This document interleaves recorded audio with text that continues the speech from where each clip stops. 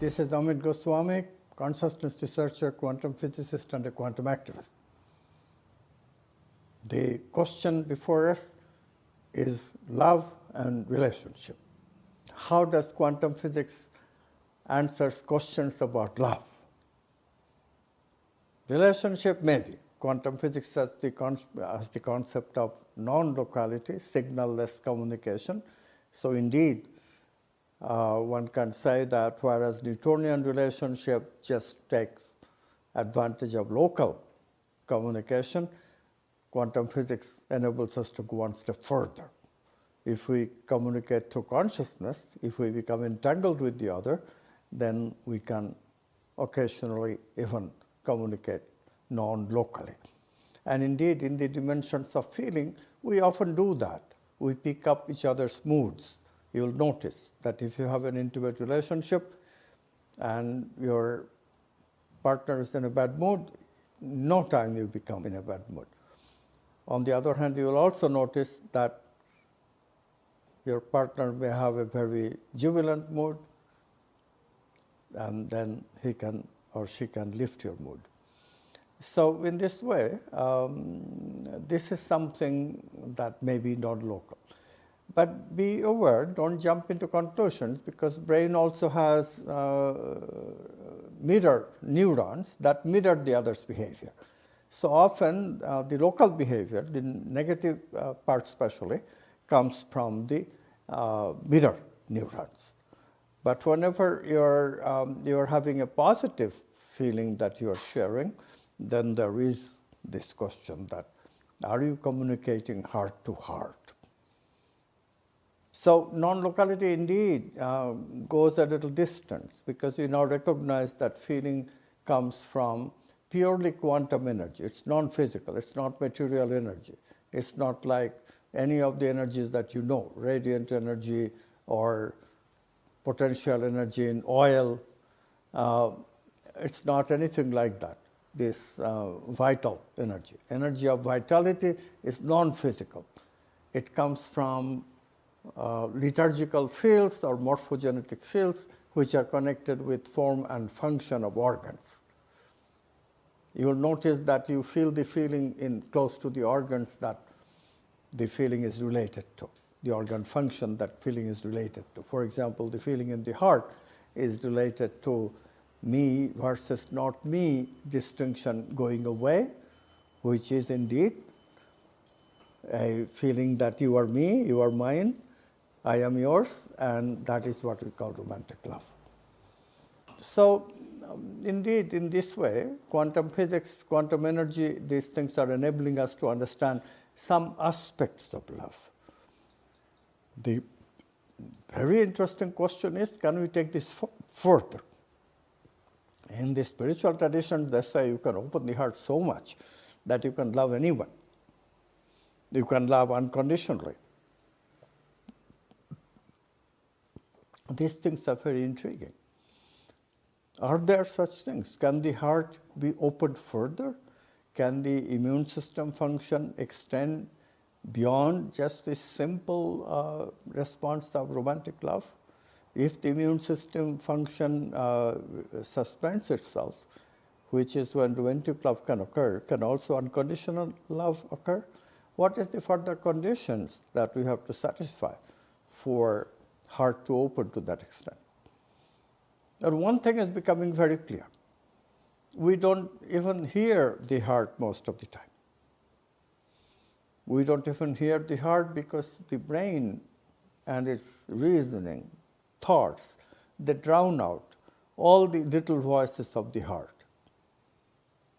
Women sometimes hear the heart, they hear the heart a little bit better than men, and they chastise men saying that, open your heart. I had such a case myself. My wife would constantly say, whenever you say you love me, I don't feel anything.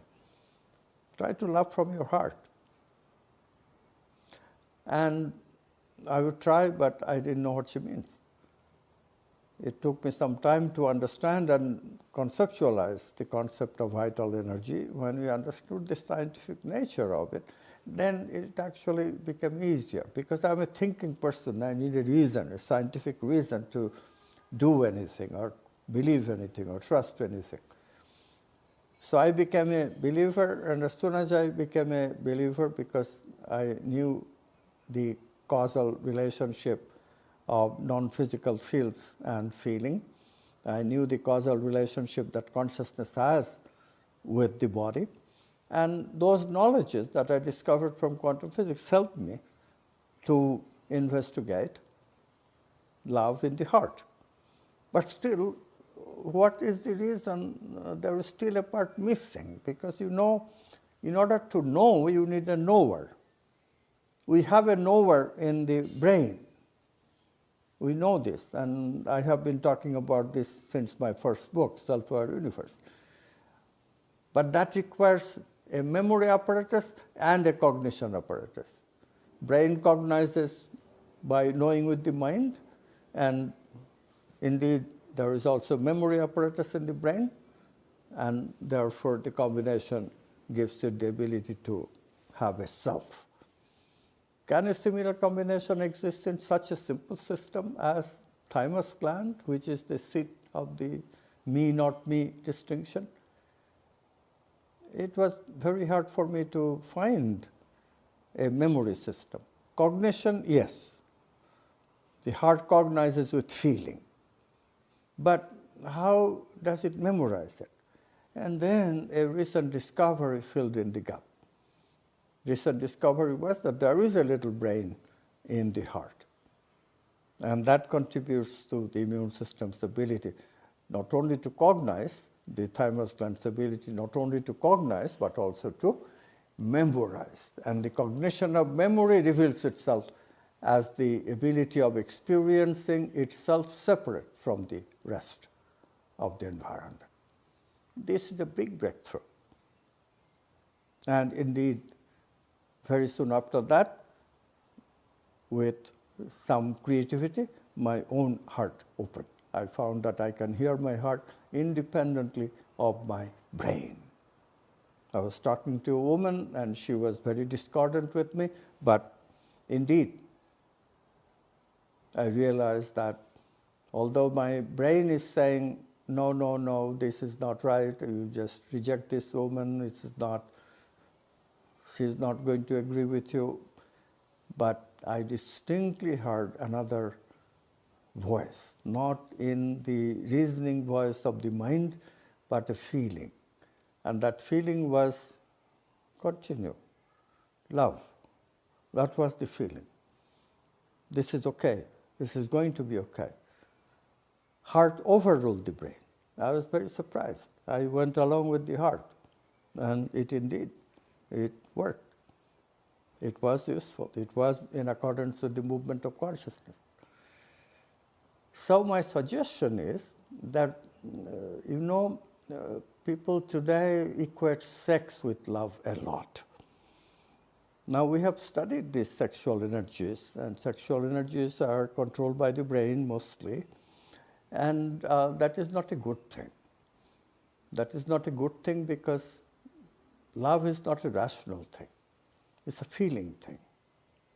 Not irrational either. It's non-rational. You have to make room for non-rational things to open yourself to love. And how to do that? The mystery is indeed in the letting go of the brain. But you have to be aware of the heart, of the body, of the feelings in the body, independent of your brain first. It takes a while. But engage in Eastern meditative techniques like Tai Chi and Pranayama, yoga. These things will help you. Even rubbing your palms like I'm doing and making a little gap and closing your eyes, you will find that there are tingles. And then the follow-up these tingles and bring these tingles close to the heart or close to the navel.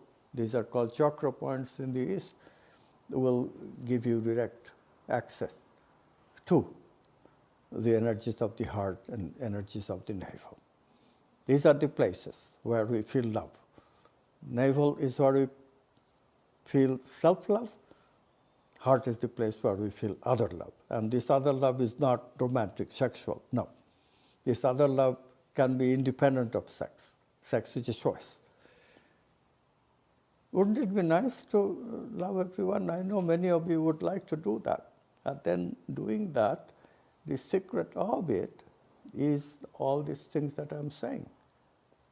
Read my book, Física Quântica, Quantum Consciousness.